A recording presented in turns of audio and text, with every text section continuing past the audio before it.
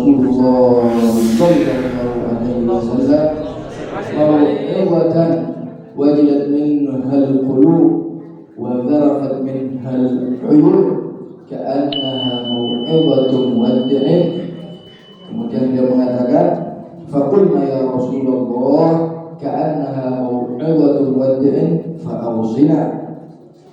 Kita selesaikan hadisnya terlebih dahulu.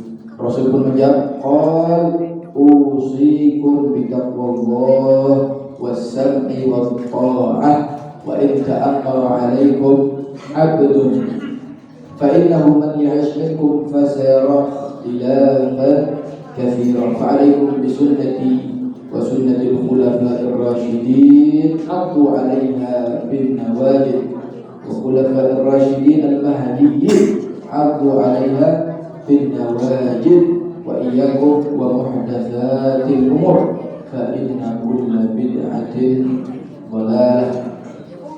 Dikatakan dalam hadis ini, di hadis yang ke-28 diriwayatkan oleh seorang sahabat yang bernama Abi Najih, bapaknya Najih, anaknya namanya Najih. Nama beliau Karbad bin Sariyah. Singkat cerita bahwasanya beliau termasuk orang yang tidak lepas dari masjid Rasul Sallallahu Alaihi Wasallam. 5 waktunya di belakang Rasul Sallallahu Alaihi Wasallam, dan beliau termasuk ahlus suffah seperti yang telah dijelaskan di hadis-hadis yang lalu. Semoga masih ingat. Karena di sini hebat-hebat, tidak ada yang membawa pena ataupun kertas. Hafalannya kayak Abu Hurairah. Amin. Amin. Amin. Allahumma shalli ala Muhammad. Dikatakan beliau termasuk ahli sunnah, dan pada saat itu ahli sunnah adalah orang yang asing, orang yang tidak memiliki tempat tinggal, orang yang datang dari luar kota tapi kepingin dekat dengan Rasulullah Sallallahu Alaihi Wasallam. Terus kemana tempatnya? Beliau singgah, beliau hidup di belakang masjidnya Rasulullah Sallallahu Alaihi Wasallam. Beliau itu termasuk orang itu. Beliau termasuk orang tersebut. Jadi jumlahnya nggak pasti, kadang naik, kadang turun. Pokoknya ada yang datang, tidak nemu hotel, tidak nemu tempat penginapan, tidurnya di masjidnya Rasulullah Sallallahu Alaihi Wasallam. Kemudian beliau mengatakan, pernah suatu ketika, tepatnya pada saat itu setelah sholat subuh berjamaah dengan Nabi Muhammad SAW. Setelah sholat subuh, tiba-tiba Rasul SAW memberikan kepada kita pencerahan, memberikan kepada kita sebuah nasihat-nasihat yang tidak seperti biasanya. Nasihat itu bagaimana? Beliau katakan, wajilatin hal qulub. Dengan nasihatnya Rasul pada saat itu, hati pun tergetar. Jadi nasihatnya sangat kuat.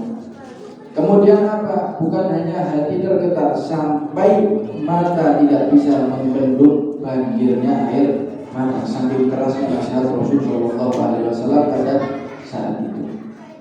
Kita artikan dulu. Kemudian karena seperti itu, kok tidak seperti biasanya Rasul memberi nasihat seperti ini, beliau pun bertanya kepada Rasul Sallallahu Alaihi Wasallam, ya Rasulullah, ini nasihat sepertinya belum pernah kami dengar.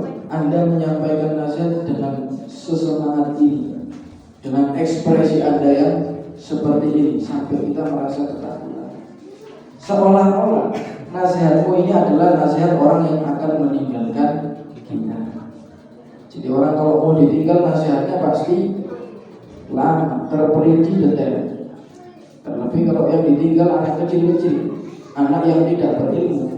Gampangannya, sampai mau keluar kota, mau pergi keluar kota dengan waktu yang cukup lama, 1 bulan ataupun lebih. Yang sampai tinggal anak masih umur 15 tahun, lebih Islam si anyar-anyar itu. Kan gitu, Nabi kan diutusnya 40 tahun, wafatnya 63. Berapa lama? 23 tahun saja berdakwah. Dan yang Islam tidak mulai Nabi diangkat, ada yang Islamnya setelah sekian lama, cuma 3 tahun. Jadi kan Rasul cemas, sehingga memberikan sebelum Rasul meninggalkan mereka, menjelaskan dengan jelas. Akhirnya kalau sampai mau meninggalkan anak yang masih berumur seperti itu, masih remaja, masih labil, masih belum fokus, masih belum mandiri, pasti Anda akan menjelaskan, memberikan wasiat secara detail. Nah, sampai tidak tinggal 1 bulan. Jangan lupa sampai di rumah ini sendirian. Ya. Jangan lupa jangan sampai telat bayar listrik. Jangan sampai telat bayar air, nanti diputus. Kemudian nanti kalau malam jangan lupa dikunci, digembok rumahnya. Kemudian kalau masak jangan ditinggal kompornya dan semacamnya. Lampunya jangan lupa untuk dimatikan. Kalau pagi pintunya dibuka, jendelanya dibuka supaya hawa masuk. Dijelaskan, seremeh itu dijelaskan. Intinya saya mau pergi jauh, jangan sampai Anda kenapa-kenapa. Nah, Rasul pun seperti itu pada saat itu. Sahabat mengatakan seperti itu. Maka ya Rasulullah, berikan kami pegangan, cekelan supaya kami tidak tersesat ataupun kami tidak merugi. Rasul pun mengatakan, usikum bitaqwa. Aku wasiat dengan takwa kepada Allah Subhanahu wa taala. Wasiatnya Rasul pertama dengan takwa. Kemudian wasab'i wa ta'ah, sing manut sama pemerintah. Kalau di kampung yang manut sama RT, sama RW, sampai kelas ketinggi, kelas ke atas dan ke atas. Kemudian walaupun yang jadi RT orang tidak pernah SD, tidak pernah sekolah, tidak pernah TK, tiba-tiba jadi RT, selama dia tidak memerintahkan Anda untuk bermaksiat kepada Allah, ikuti. Kemudian setelah itu Rasul mengatakan, karena nanti kelak yang kalian akan diberikan umur panjang oleh Allah Subhanahu wa taala akan menyaksikan banyak kejadian aneh, yaitu terpecah belahnya umat Islam. Semua menggunakan akalnya masing-masing. Maka kalau sudah hal itu terjadi, jangan lupa alaikum bisunnati, pegang erat sunnahku, sehari-hariku, pelajaran sehari-hariku, perkataan-perkataan yang telah aku sampaikan, itu pegang kuat. Kalau kamu tidak bisa memegang kuat ataupun pengetahuanmu cuma minimal tentang diriku, jangan kau luput daripada khulafaur rasyidin. Siapa mereka? Abu Bakar, Umar, Utsman, dan Ali. Ikuti mereka. Ikuti mereka. Perkataan mereka ikuti. Walaupun kadang kamu tidak pernah dengar dari saya, tapi kalau mereka mengatakan, ikuti di belakang mereka. Abdu alaiha bin nawajib, pegang kuat, jangan hiraukan yang lain.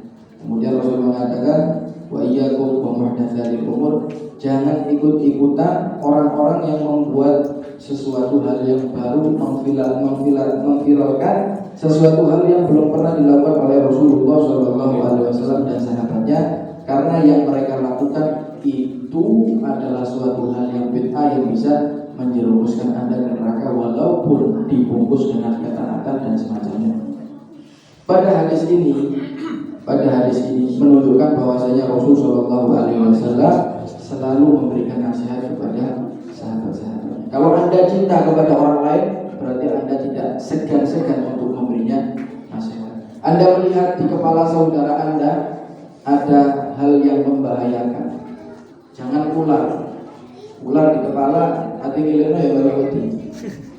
Tawon ada di kepalanya, kira-kira Anda biarkan atau Anda ingatkan? Anda ingatkan. Tergantung mengingatkannya dengan caranya masing-masing.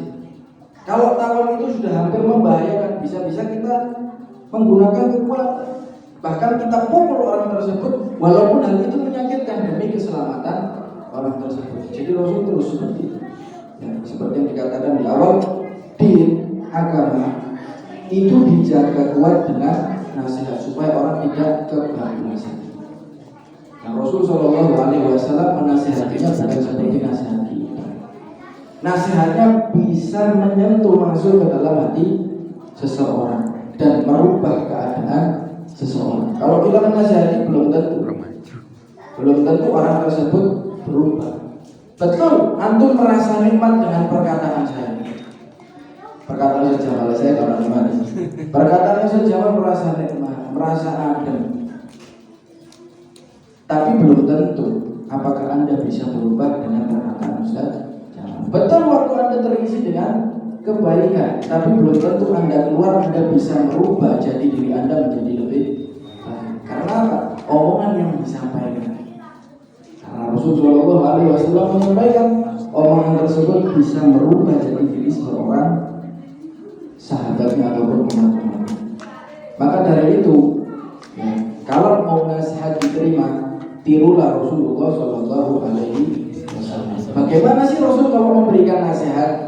Ud'u ila rabbika, ud'u ila sabili rabbika bil hikmati wal mau'izatil hasanati wajadilhum billati hiya ahsan. Kalau kamu ingin orang itu lurus, ikut kepada jalannya Allah Subhanahu wa taala, ajaklah menggunakan hikmah. Menggunakan hikmah. Diajari menggunakan hikmah wal mau'izatil hasanah, tutur kata yang baik. Wajadilhum billati ahsan. Kalau masih ngotot, ajak lempar makan, ajak adu argumen, kenyangkan dia dengan kebaikan ataupun dalil-dalil yang benar. Jadi diajak seperti itu. Rasulullah SAW memberikan nasihat dengan cara hikmah. Kadang Rasulullah SAW tidak langsung tembak menembak, karena dikatakan an-nasiha qudamul malak. Ketika Anda memberikan nasihat di depan umum, maka yang terjadi adalah musibah. Akan terjadi hal yang tidak diinginkan. Anda tadi malam melihat ada seseorang pemuda yang mabuk-mabukan. Dia sudah bersembunyi. Ya, mabuk jelek, tapi dia sudah bersembunyi sekiranya tidak terlacak, tidak diketahui sama orang-orang. Ketika Anda melihat, oh ini untuk tak nasihati. Betul, Anda betul harus menasihatinya. Tapi pas tengah-tengah majelis ini, kau membengi A, B, C, D, E, F, G. Kamu minum di tempat ini, di depannya orang banyak khayalan ramai. Dari situ dia akan merasa apa? Wis seru kabeh, wis aku tak meni mabuk di tengah-tengah pos. Kalian itu ketemu nasi sudah menjadi bubur. Bukan malah menjadi nasihat. Anda malah mengumbar aib seseorang. Dan yang kedua, nasihat tersebut diharapkan keluarnya dari hati. Jadi ketika Anda melihat kemungkaran, Anda tidak membencinya, tapi Anda menyayangkan, menyesalkan kenapa si orang ini berbuat seperti itu.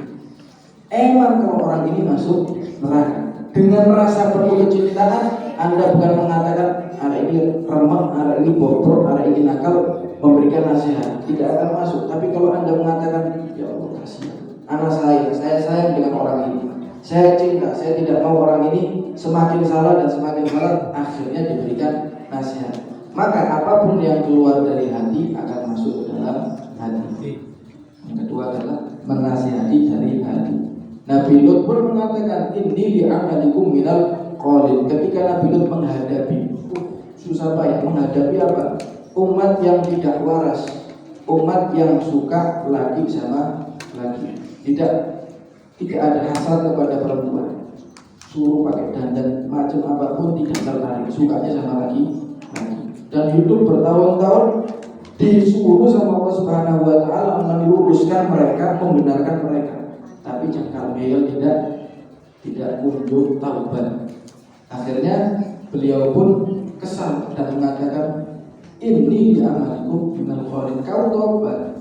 Saya tidak suka dengan perbuatan kalian, tapi kalau sama kalian saya cinta, saya sangat cinta dengan kalian dan saya membenci perbuatan kalian. Dampaknya apa? Ketika perbuatan itu ditinggalkan, orang tersebut sudah tidak dibenci. Tapi kalau membenci orangnya, meskipun dia sudah taubat, meskipun dia sudah rutin masuk masjid, majelis ilmu, karena benci kepada orangnya tidak akan terlupakan. Jadi mengatakan seperti itu. Dan yang terakhir, nasihat itu diharuskan, dianjurkan telah kita amalkan. Jangan suka memberikan nasihat tapi kita tidak mengamalkan. Apa ya kan? Jargon. Iso ngajar, gak iso ngelakon. Jargon faedah baru. Jargoni iso ngajar, gak iso ngelakon. Pinter, ngomongnya pinter. A, B, C, D, E, F. Sholatlah malam. Ya. sekian rakaat, dia tapi meninggalkan. Fadilahnya seperti ini dan semacamnya, sodakolah, dia tidak pernah bersedekah dan semacamnya, memberikan banyak nasihat tapi dia jarwali dari pintar ngajar tapi nggak bisa melakukan. Jadi harus dia menerapkan kepada dirinya sebelum dia mengingatkan orang lain. Untuk apa? Untuk dampak yang bagus. Dalam hal itu nasihat Anda bukan hanya diterima tapi bisa merubah, bisa merubah.